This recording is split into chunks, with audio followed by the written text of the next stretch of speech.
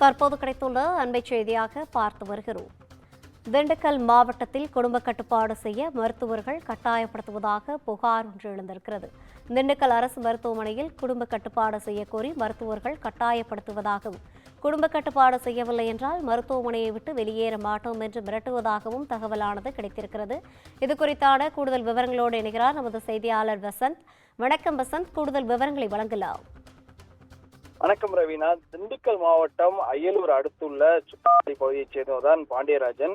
இவரது மனைவி ஜெயலட்சுமி. இவர்களுக்கு 2 பெண் குழந்தைகள் உள்ளது. இந்நிலையில் தற்போது திண்டுக்கல் அரசு மருத்துவமனை கல்லூரியில் ஒருங்கிணைந்த மகப்பேறு மற்றும் பச்சிளம் குழந்தை தீவிர பிரிவில் அதாவது 3வதாக கடந்த வியாழக்கிழமை ஆண் குழந்தை ஒன்று பிறந்துள்ளது.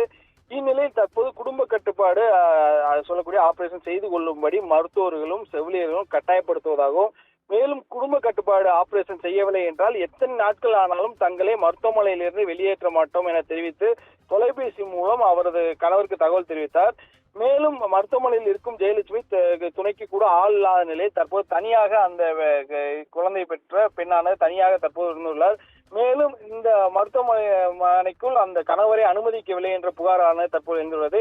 நேற்று இரவு கூட அந்த தனியாகவே அந்த பெண் அந்த மருத்துவமனையில் இருந்ததாகவும், உள்ளே அந்த அவருடைய கணவரை நீங்கள் குழந்தை கட்டுப்பாடு நீங்கள் செய்தால் மட்டுமே உள்ளே அனுமதிப்போம், இல்லை என்றால் அனுமதிக்க மாட்டோம், அவரை வெளியே நிறுத்திவிட்ட காரணத்தினால் அந்த பெண்மணிக்கு உணவு கூட வாங்கி கொடுக்க முடியாத சூழ்நிலையில் தற்போது அவர் உள்ளே இருந்திருந்தார். இந்நிலையில் அந்த மருத்துவமனை கூட இருந்த ஒரு பெண்மணியானது அந்த பெண்ணுக்கு உணவை நேற்று வாங்கி கொடுத்துள்ளார். தற்போது அது மாதிரியான சம்பவம் நடந்து கொண்டிருக்கிறது.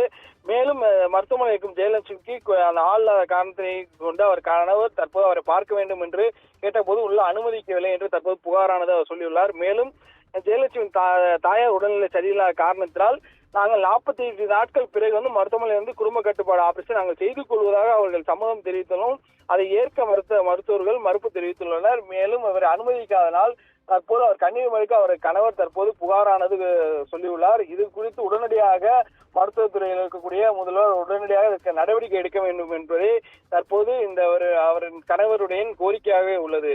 ரவீனா, கூடுதல் விவரங்களை வழங்கியமைக்காக நன்றி வசந்த்.